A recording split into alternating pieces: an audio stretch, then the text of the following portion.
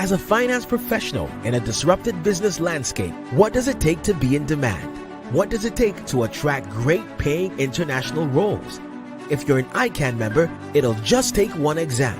That's all it takes to complete the globally recognized CIMA professional qualification and the internationally respected CGMA designation. As a CIMA member and a CGMA designation holder, employers will look at you as a finance professional, constantly acquiring new skills to add value to the business. That's why they'll be willing to pay premium to hire and retain you. If you have 5 years of relevant experience and are an ICAN member, you can directly sit for the final exam of the CIMA Professional Qualification, the Strategic Case Study Exam. Start studying the CIMA Professional Qualification. Prepare to make an impact.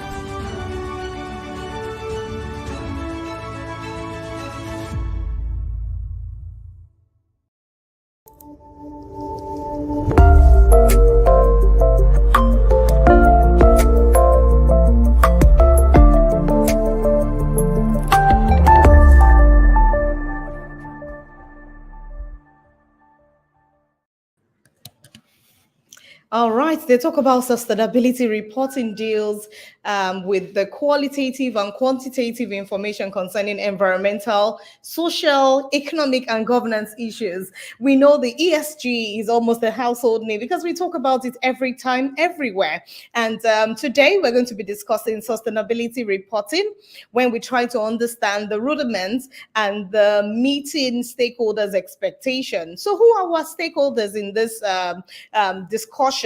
You can talk about your stakeholders to be your employees, to be your customers, to be your suppliers, to be anyone around you, even the legislators and also the regulators. They are your stakeholders. So today we're having a special edition of ICAN on Air, and I'll say welcome to ICAN on Air today, the 18th day of July 2024. My name remains Fumi Olani. Today we're bringing someone special into the studio in person of, maybe I shouldn't let it out, but of course, let me just let you know who we're bringing into the studio very soon. Her name is Mrs. Grace Fatogbe, FCA. So we'd like to go on a commercial break and we'll be right back after the break.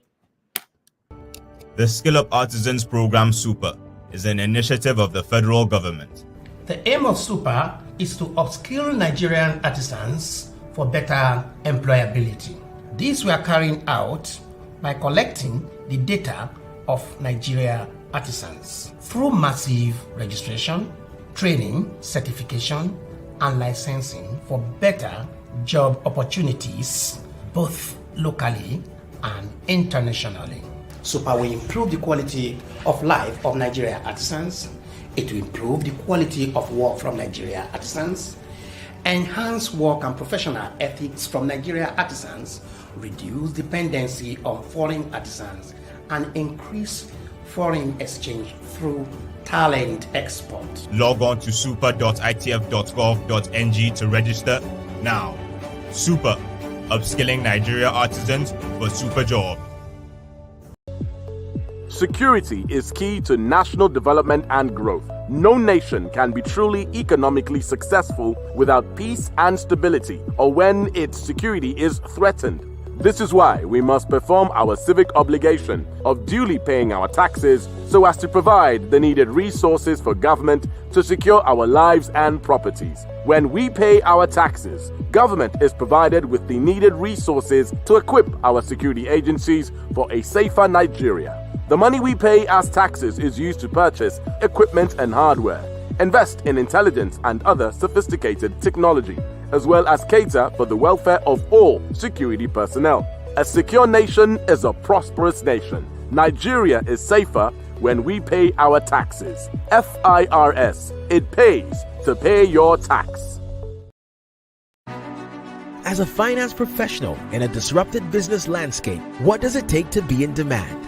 What does it take to attract great paying international roles? If you're an ICAN member, it'll just take one exam. That's all it takes to complete the globally recognized CIMA professional qualification and the internationally respected CGMA designation. As a CIMA member and a CGMA designation holder, employers will look at you as a finance professional, constantly acquiring new skills to add value to the business. That's why they'll be willing to pay premium to hire and retain you. If you have 5 years of relevant experience and are an ICAN member, you can directly sit for the final exam of the SEMA Professional Qualification, the Strategic Case Study exam. Start studying the SEMA Professional Qualification. Prepare to make an impact.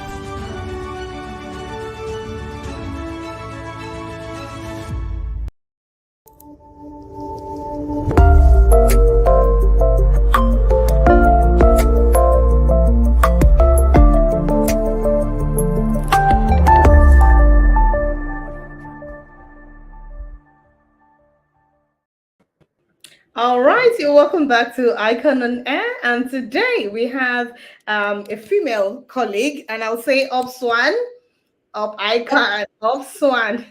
Up ICAN. Yes, women of integrity. You know, the Swan, I don't know if all our women are actually SWAN members, but would encourage you to be part of it. Today, I was at LASSO, just to give you an update on what the Institute is doing. And we're doing something around sexual harassment where everyone is aware. So those are the kind of programs that the Institute brings to our doorstep. So I'm very happy to have you today, Mrs.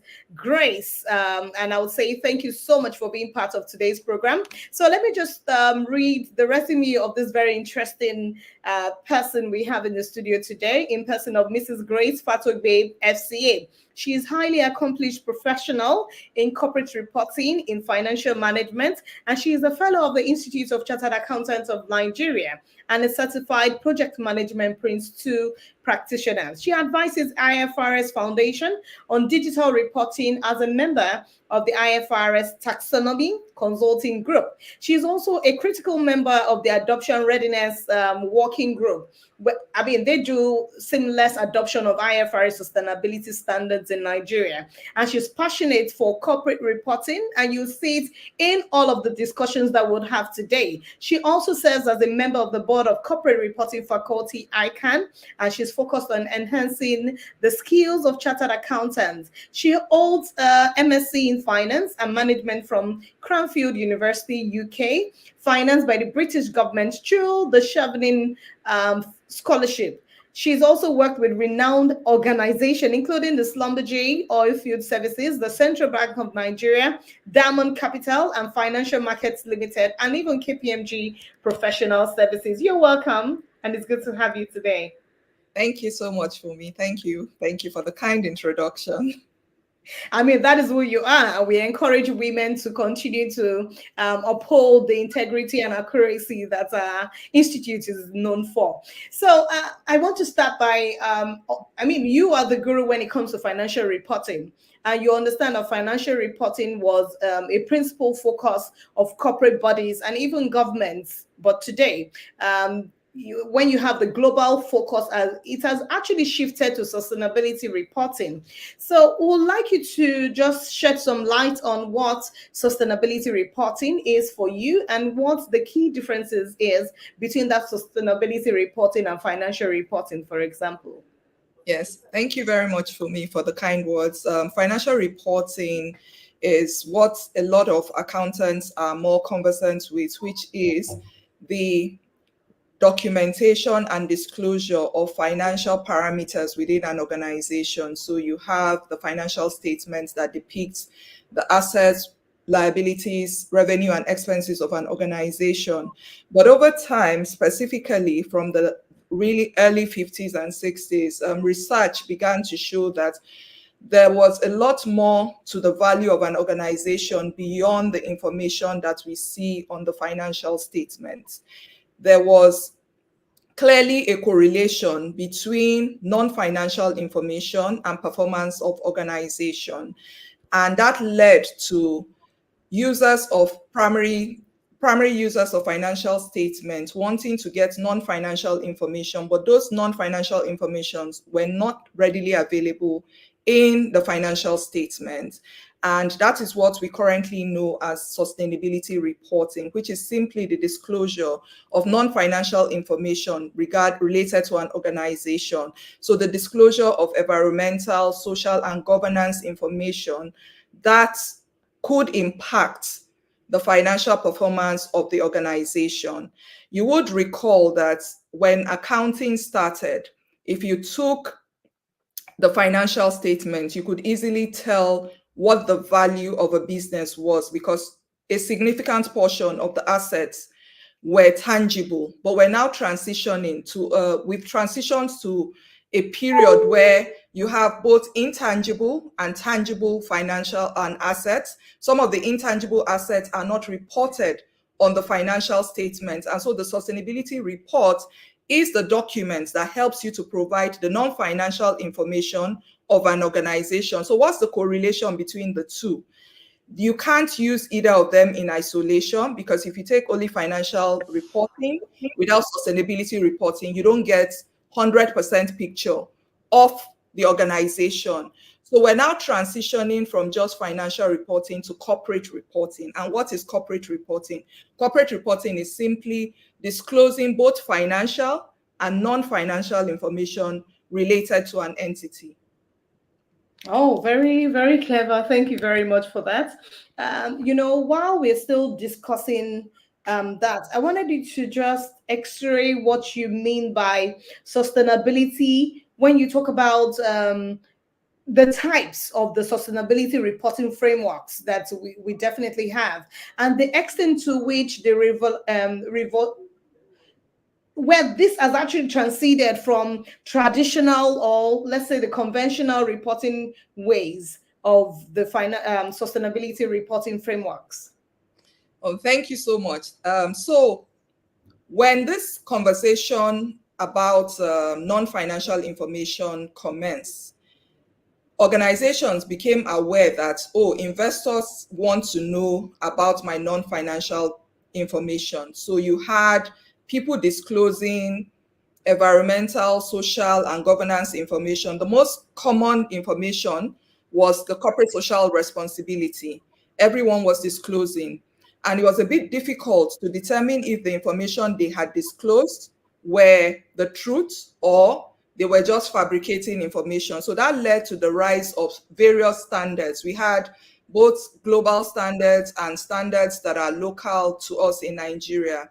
One of the very popular standards that govern sustainability reporting is Global Reporting Initiative, the GRI, and it focused on impacts.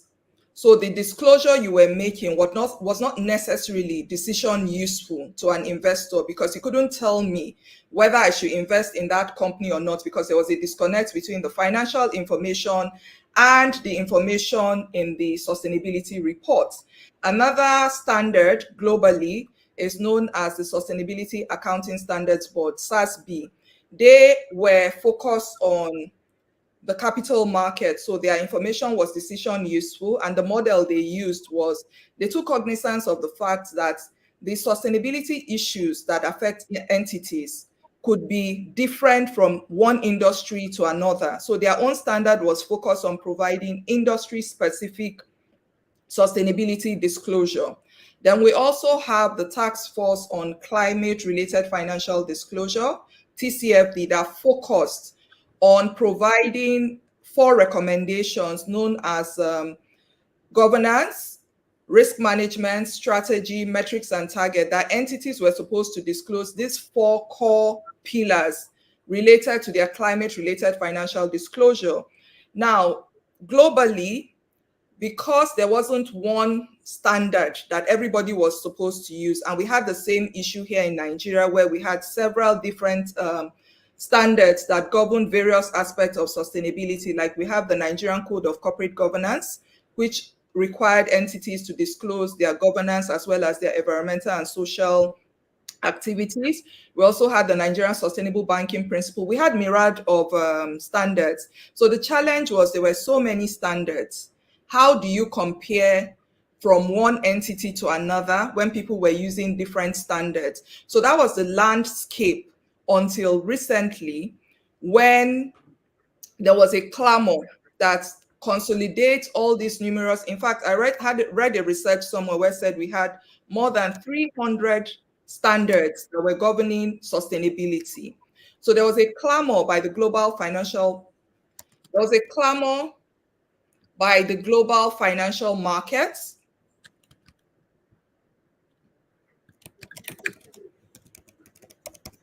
There was a clamor by the global financial markets for a consolidation of the numerous standards. And this led to the IFRS Foundation establishing the International Sustainability Standards, ISSB, in 2021. And ISSB has now come up with a consolidation of the SASB standard, the TCFD standard, and the ISSB standard. The IFRS Foundation has issued its inaugural sustainability standards, the IFRS S1, which is the standard that governs general requirements related to sustainability. So it's similar to the IAS1, presentation of financial statements. So it's the one that contains the concepts, the principles of how you go about reporting sustainability. And then you have the IFRS S2, which is the climate-related disclosure that focuses on disclosing climate-related sustainability, climate-related risk and opportunities. Thank you so much. You know, while you were talking, what came to mind, like I did when I was when we started the program, was to talk about ESG. And you know, everywhere you go, you just hear people talk about ESG. They probably do not even understand what it means. But I want you to just tell us what the major difference between sustainability and environmental, social, and governance, which we typically call ESG, what is about, and how are they unique in their own ways, and the specific steps that are involved or what is required in sustainability reporting. So I'll start off by explaining environmental, social, and governance. But before I explain that, I would like to go back to something in my background. You mentioned I did an MSc in Finance and Management from Cranfield University. Interestingly, this was in 2007, 2008. And interestingly, my thesis while I was in Cranfield was there a correlation between the performance of entities, banks specifically, that had very good corporate social responsibility? And was there a correlation between their performance and their corporate social responsibility? So what I took a sample size of banks from the UK, Japan, and the US. And I found out that banks who had entrenched, who had embedded corporate social responsibility into their operations had outperformed their peers who had not. And several research have shown that if you do more than just focusing on the bottom line, you would outperform your peer that focused on just the bottom line. So let me go and define ESG. ESG is an acronym for environmental, social, and governance. And what environmental is you're looking at everything related to nature. So when you mention environmental, you're looking at water, air.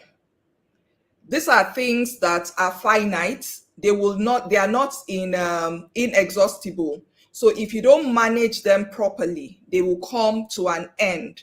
So what are your impacts on an organization on the environment? Are your activities destroying the environment? Are you polluting the environment? You know, as humans, we need oxygen to survive, and we breathe out carbon dioxide. Now, if there is no oxygen, this is now an extreme example. If there's no oxygen at all, then we as humans, as we are right now, as long as we have not changed into another form that we can breathe in another gas, we would not survive. The focus was, what are you doing on the environment that was making it worse, or what were you not doing to make the environment better? When you look at social, you're looking at your interaction with the community, both your internal and external. How do you treat your employees, the community where your operations are? Are you adding value to their lives, or are you destroying their life? And governance, how is the organization run? Are you doing ethical things or unethical things? Now, if you pick environmental, social, and governance on their own, individually, without relating them to how they can help the business continue into the foreseeable future, you are not discussing sustainability. So the link between sustainability and ESG is that you pick each of these parameters and see how do they impact this business from continuing to exist. Sustainability is for something, if you look at the English word, it's for something to continue. So just looking at ESG in isolation, without relating them to the business operations and how they can help the business continue to exist, is not sustainability. So sustainability is how do these pillars, environmental, social, and governance, impact my ability to continue to exist as a business. So let me give an example. For if I'm a farmer and I plant crops in the soil, and I keep planting and keep using harmful chemicals that destroy the top layer of the soil. In the next 10 years, I may have depleted the resources on this soil in such a way that when I plant, my plants will not germinate. So my activities on the environment is not sustainable. So sustainability is saying that I need to plant and I need them to germinate. So whatever I'm putting in the soil to help the plants germinate should be something that even if the plants germinate, it does not destroy the soil, because I would always need the soil to plant. So that is sustainability. Now, what is sustainability reporting? All the activities that relate to your environmental, social, and governance, whether positive, those are the opportunities, or negative, the risk. How do I now disclose it to my stakeholders? I'm doing all of these wonderful things internally, but external people would not know, except I document it and report it to them. So sustainability reporting is simply the disclosure of an organization's sustainability related risk and opportunities, so that everyone can clearly see transparently what my risks are, what my opportunities are, how am I adapting them to suit my business to continue to exist without destroying the planet Earth. Because as it is right now, as humans, there's no other planet we can survive on. There has been a lot of progress towards trying to see whether humans can survive on Mars.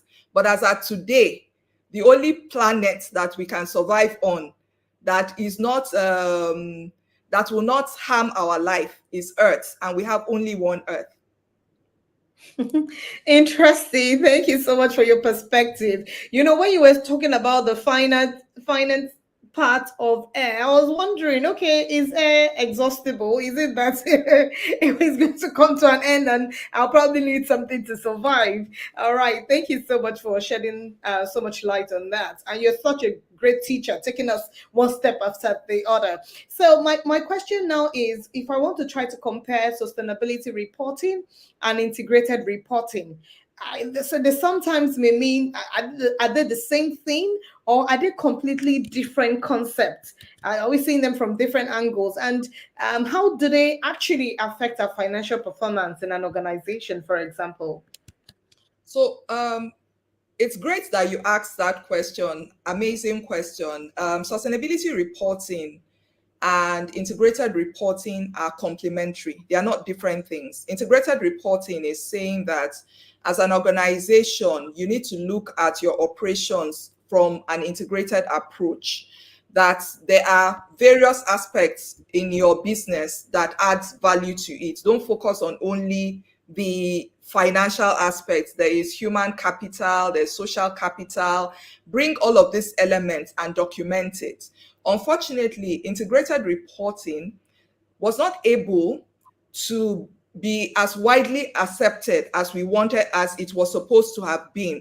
And one of the pushback was it was seen as more of a theoretical thing pushed by the academia. So there was a huge argument about integrated reporting. Is it a good to have, or is it something I'm just doing for doing good?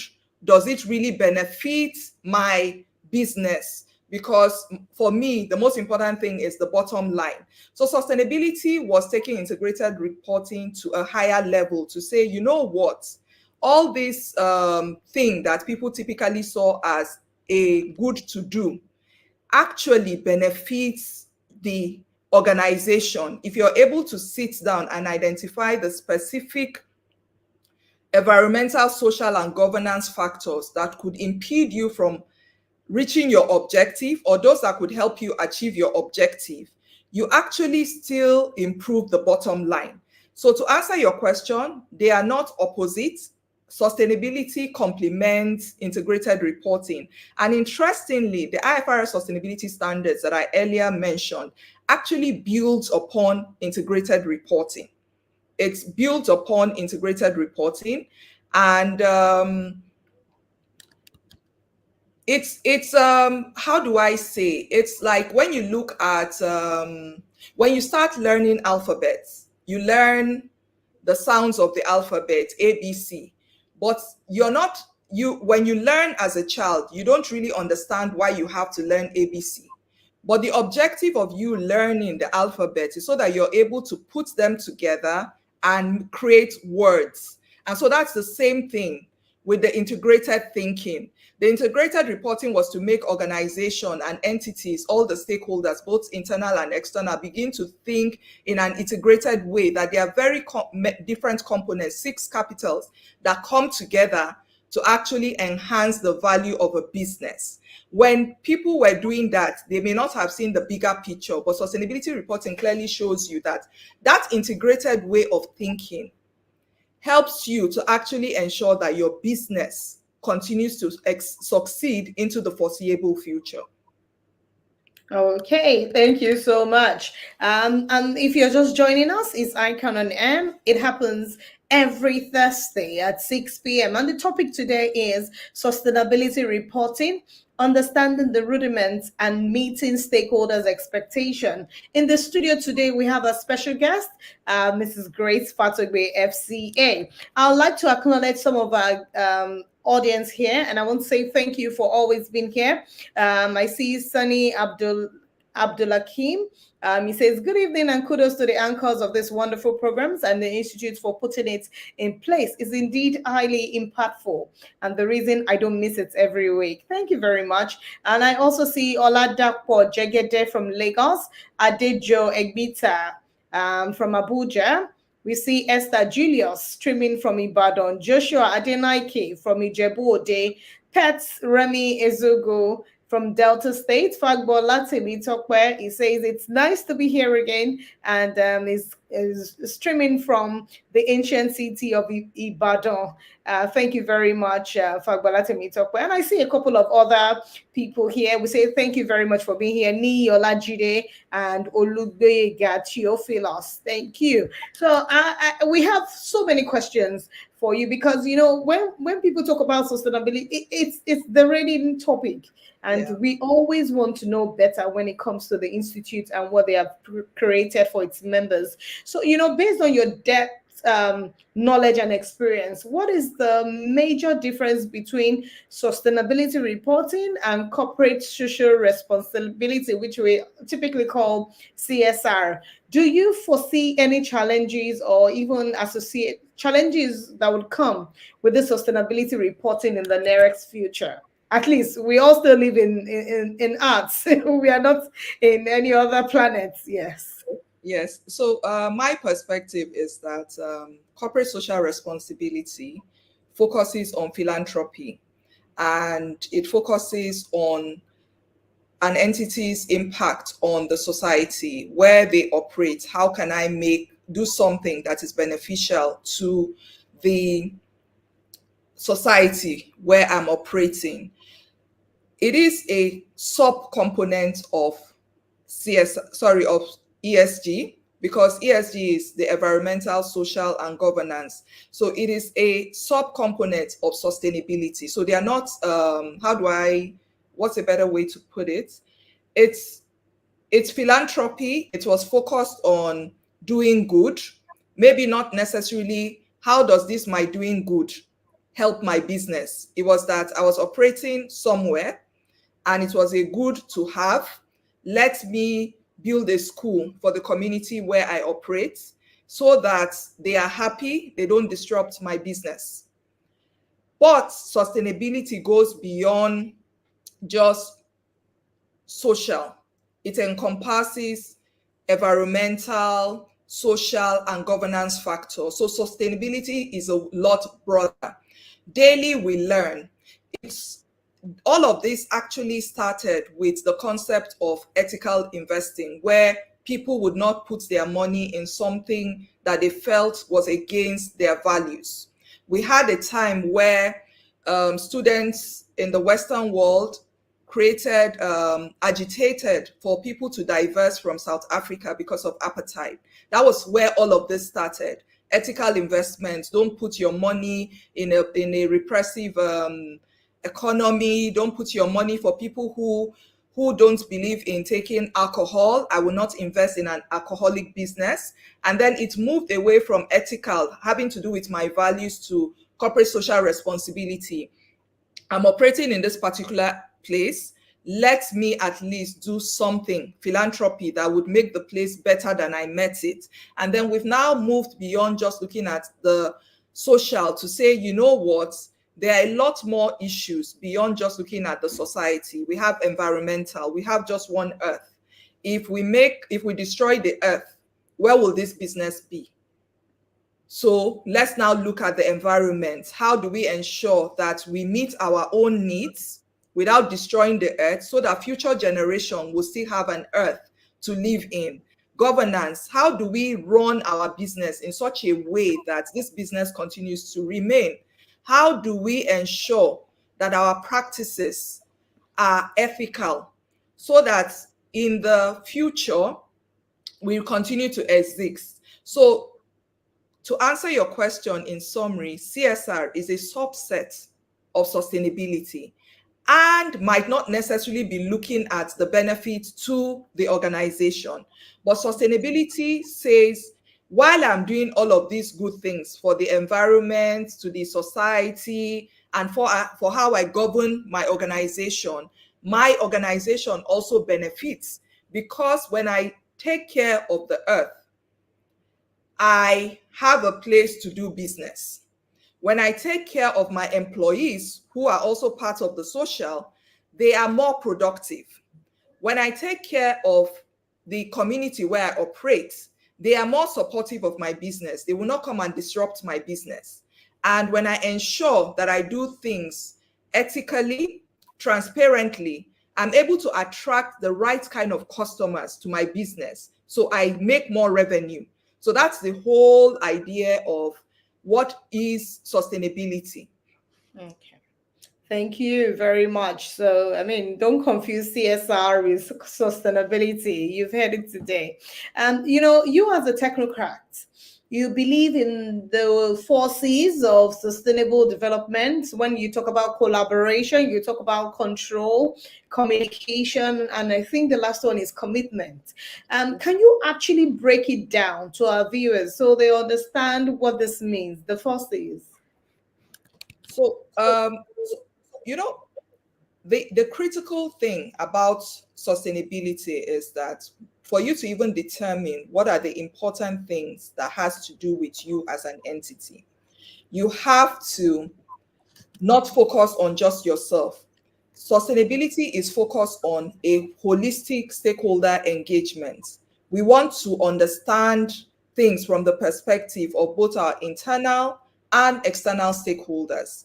And if you're going to get a clarity on what are the topical important issues that could impact you, we call this our material topics, because there are a myriad of sustainability topics. Some of them may affect our business. They may be material to us, some may not be material. So you are supposed to clearly articulate and communicate with all myriad of your stakeholders for them to clearly understand that these are the issues that may impact them. How do they want it resolved? Sustainability does not believe on pushing your own opinion on others. It focuses on trying to understand you and what is best for you, and then working with you, the stakeholder, to develop a solution. One interesting thing about really highly cerebral people is that they think they know it all. They know what everybody's problem is and will push down a solution to you. I had an interesting discussion a while back with a chief sustainability officer of a company where they went to a state in the Southwest, built a fantastic hospital, and put all the equipment, and they were very happy. Oh, we've done corporate social responsibility, put it in their CSR report, put pictures, and then they went back 2 years later. The hospital had never been used, and the equipment were never used. And they asked, how come we did this really wonderful hospital and nobody is using it? They said, when you came, you didn't even ask us if we had medical personnel, and you went and built a hospital. So who is going to treat us when we go to this hospital? So this was them pushing what they felt, because they went there, they didn't see a standard hospital, and then the next thing was, oh, let's build a world-class hospital. So that's not the most appropriate way to approach sustainability. Is you have a conversation. I see your problem, but what I think is your problem might not necessarily be your problem. He who wears the shoe knows where it pinches. So you always have to have a collaborative way to solving sustainable issues. You have to listen. Communication is very key. Even when they tell you what they need, you have to still go back and reaffirm that this is actually what you said you need, and it will actually address your need. That's an interesting side of things. I mean, that's very useful because it's all about sustainability. How do you sustain that health center or that edifice that they have created for you? So I guess we have to go on a break right now. It's still discussing sustainability reporting, understanding the rudiments, and meeting stakeholders' expectation. And we have in our studio today, Mrs. Grace Fatogbe, FCA. We'll go on a commercial break and we'll be right back. Get your questions together and we'll treat them when we come back. Security is key to national development and growth. No nation can be truly economically successful without peace and stability, or when its security is threatened. This is why we must perform our civic obligation of duly paying our taxes so as to provide the needed resources for government to secure our lives and properties. When we pay our taxes, government is provided with the needed resources to equip our security agencies for a safer Nigeria. The money we pay as taxes is used to purchase equipment and hardware, invest in intelligence and other sophisticated technology, as well as cater for the welfare of all security personnel. A secure nation is a prosperous nation. Nigeria is safer when we pay our taxes. FIRS, it pays to pay your tax. The Skill Up Artisans Program Super is an initiative of the federal government. The aim of Super is to upskill Nigerian artisans for better employability. These we are carrying out by collecting the data of Nigeria artisans through massive registration, training, certification, and licensing for better job opportunities, both locally and internationally. Super will improve the quality of life of Nigeria artisans. It will improve the quality of work from Nigeria artisans, enhance work and professional ethics from Nigeria artisans, reduce dependency on foreign artisans, and increase foreign exchange through talent export. Log on to super.itf.gov.ng to register now. Super.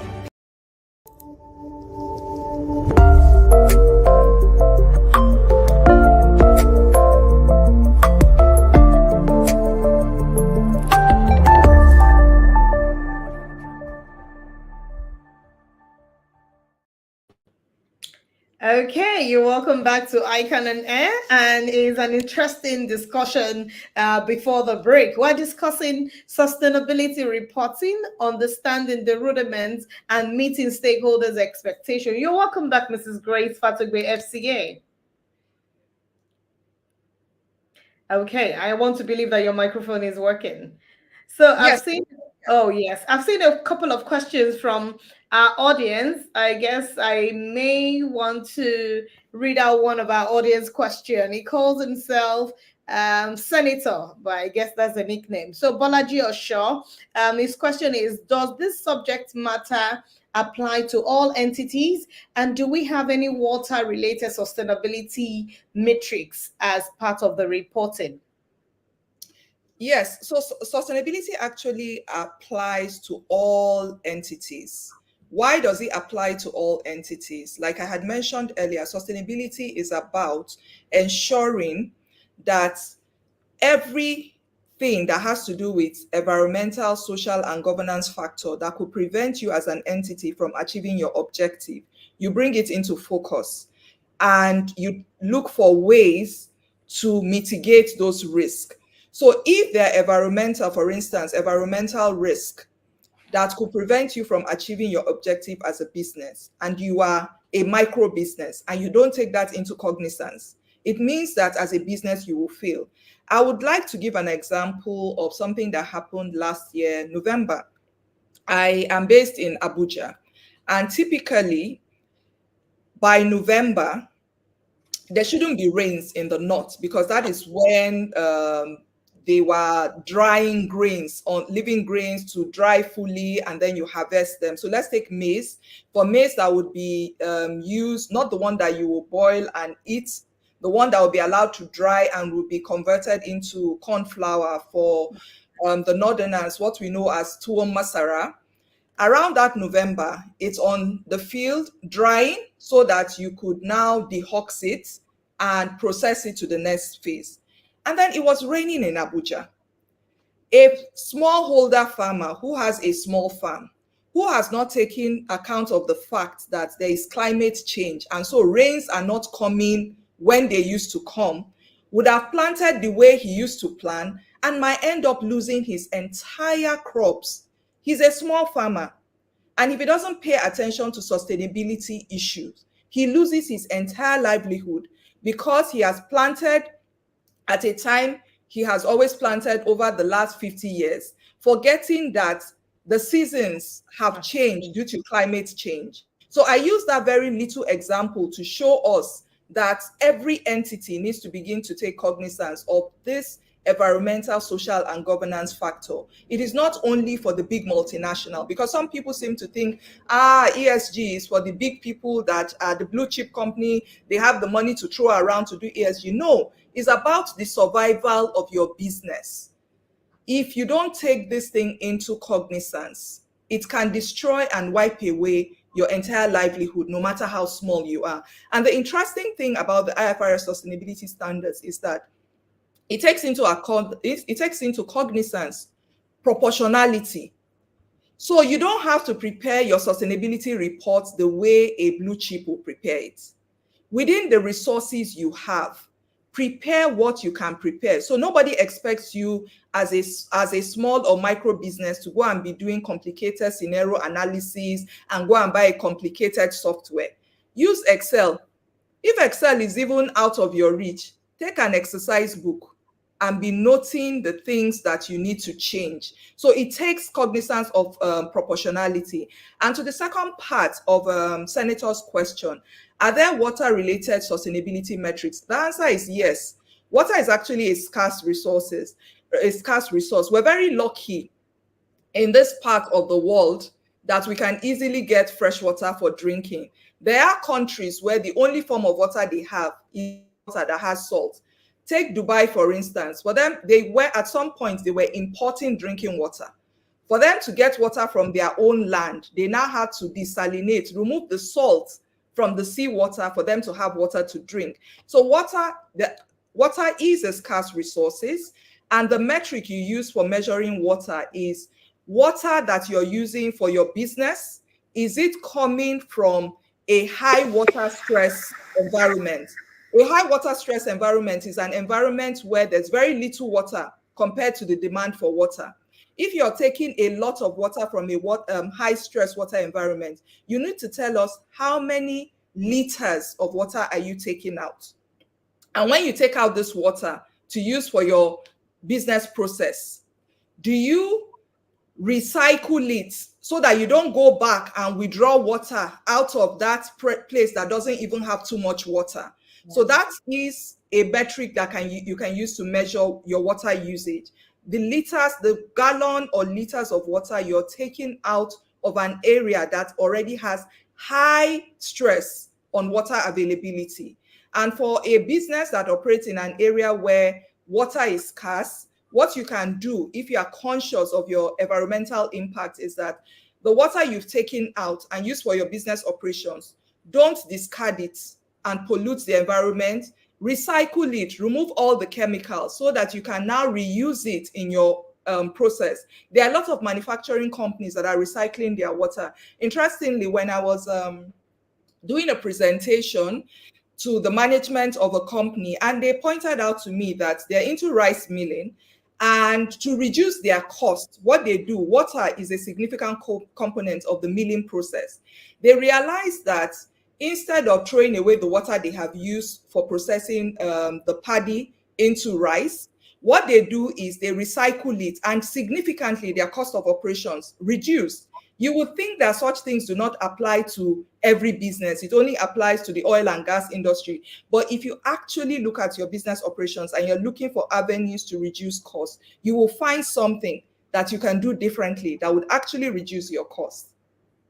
Wow, well learned. And when you say recycle, at least they'll make it clean and then you can reuse. All right. So I have a question from Shokumbi Babatunde. His question is, sustainability report is a non-financial performance which a firm needs to be included in the financial information that is being expected from the stakeholders. Assume a firm fail or partially included sustainability report. Can external auditor go ahead and make a qualified report or audit opinion, or even make a disclaimer or adverse opinion on the whole financial statement? Over to you, experts. Yes. So as an external auditor, your opinion is on the financial statements. You're not giving an opinion on the sustainability information. So on the fact that you have not verified the sustainability report, you do not automatically qualify the financial statement that you have audited that does not need to be qualified. Rather, what it is that the Financial Reporting Council has released the adoption roadmap of IFRS sustainability standards, and it has a roadmap for when assurance will be required on sustainability reports. You commence assurance in the 4th and 5th year of adoption of the IFRS sustainability standards. And it's a phased approach for assurance. In the 4th year, what is expected is a limited assurance. By the 5th year, you do a reasonable assurance on your IFRS S1, S2, excluding your scope 3 emissions. Scope 3 are greenhouse gases emitted from your supply chain. And in the 6th year, you do a reasonable assurance of everything, both your S1 and S2 and your scope 3 emissions. What am I saying in effect? You don't qualify somebody's account simply because you did not review it. The scope of your work is auditing the financial statements. You don't have a problem with the financial statements, and your opinion is on the financial statement. Don't go and qualify the sustainability information that you have not reviewed. However, there is a roadmap for the audit of sustainability information. It doesn't mean you cannot audit a sustainability report right now, but the standard to use to audit the sustainability report is expected this year. If you audit just a specific component of the sustainability report, then you clearly state that you have not audited this entire sustainability report. You only audited this part, and in your opinion, this part of the sustainability report is okay. So you do a limited assurance. Don't give assurance on the entire report. Clearly states the parts that you have reviewed that you do not have a problem with. And I think it's important to point out to accountants that the skill sets of auditing sustainability reports might be slightly different from financial statements. We have the capacity to do audits, But can you audit what you do not understand? The answer is no. So as finance professionals, we need to begin to build our capacity on sustainability issues so that when we now go to do an audit of a sustainable issue, we actually understand what we're auditing. In the event that we do not have the skill, we can work with subject matter experts. If I'm going to audit a company's greenhouse gas emissions and I don't understand greenhouse gases, there's nothing that stops you from going for that audit with an environmental engineer who understands greenhouse gas emissions. So we're collaborating with them. So I think what I would close with on this particular question is that you need to, as a finance professional, you need to understand sustainability so that your skill that you already have to be able to do assurance is beefed up with your knowledge of sustainability so that somebody doesn't go and be telling you A is Y because you do not understand. So anything they tell you, you would vouch something that you really do not understand.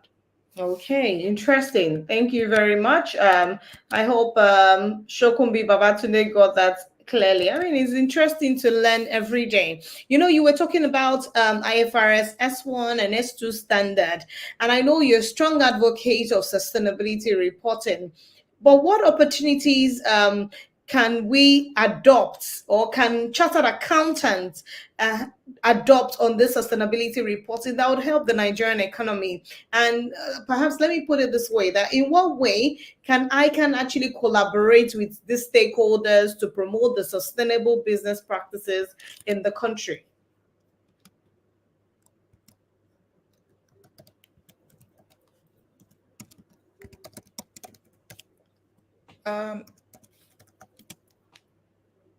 Hello, Pubi. I don't know if you can hear me.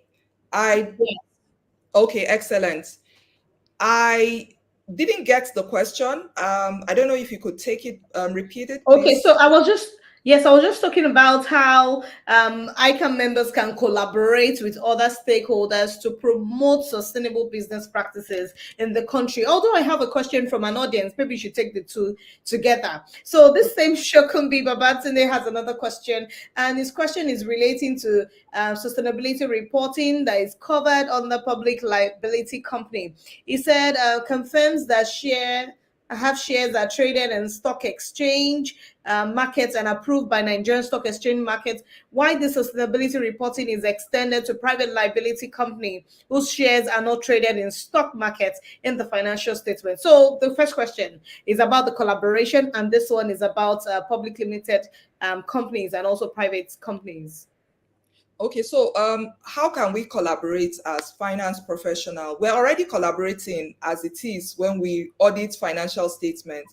When you want to determine the value of an entity's real estate reported in the financial statements, you rely on the opinion of the valuer because you do not have the expertise to do that valuation. So it's in the same manner that will collaborate with subject matter experts in a field that we really do not understand and we do not have the skill sets to understand. The environmental sustainability is such a broad concept that for you to do the best, you need to collaborate with people that have the subject matter expertise. For instance, I'm an accountant, I'm numerical, I'm analytical. I really don't like anything that makes me have to deal with managing human beings because I think humans are very complex. I would rather sit down with my figures. I know how to handle them. They can never get angry with me. But you bring a human being and you have done absolutely nothing to that person, and then the person flares up due to issues that are unknown to you. So it is very important that we realize that we have peculiar skills that other people do not have. So also, other people have peculiar skills that we do not have. So we need to be self-aware and know ourselves and know that, in this particular topic, for me to do the best, I need to bring in an environmental engineer, or I need to bring somebody who is an expert in psychology that can understand this topic. And so that's how we collaborate. And then and then capacity building, advocacy. Let's learn from other people. Let's listen to other people. Let's not only say that our own way of doing things is the right way. Let's be open to understanding people. And then there's a lot of information. We are lucky to be in the kind of generation that we are in. Once you do a search, it brings up a lot of information, even in something that you didn't study in school. You can actually read up an understanding and at least have some knowledge of it, so that when you're even collaborating with the expert, you're asking the expert the right questions, because you could be asking the expert the wrong question and he will do the wrong thing simply because you haven't asked him the right question. Back to Shokunbi's question, I think it's kind of like similar to the question from Senator, where he says, is sustainability relevant to all entities? What Shokunbi is saying is that, why are we not limiting sustainability to listed entities or public limited liability company? Why are we bringing the issue of sustainability to my small Grace Fatogbe and Co. private company? It is because this sustainability issue could destroy the business if I don't pay attention to them. I don't know if I would give another example slightly different from the farmer that I gave earlier. Let's take, for instance, my business is premised on selling beans, and I sell beans, and because I want to make sure that I don't have weevils in my beans, I put a very dangerous chemical, and I'm not considerate of the fact that that dangerous chemical could impact the end user of the beans. And I'm very happy I've sold my first pack of beans, and the people who bought the beans, something happened to them, they became ill. Do I think they will come back again to buy my beans? The answer is no.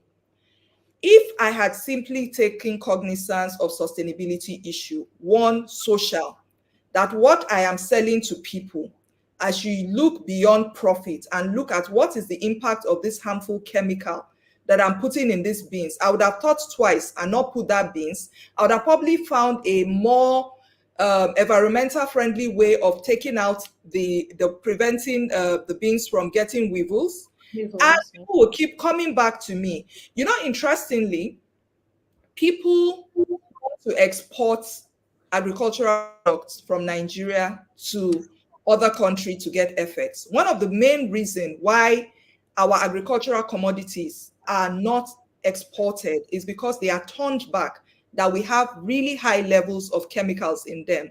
Why do we have this issue in Nigeria? It's because we're not taking consideration of sustainability.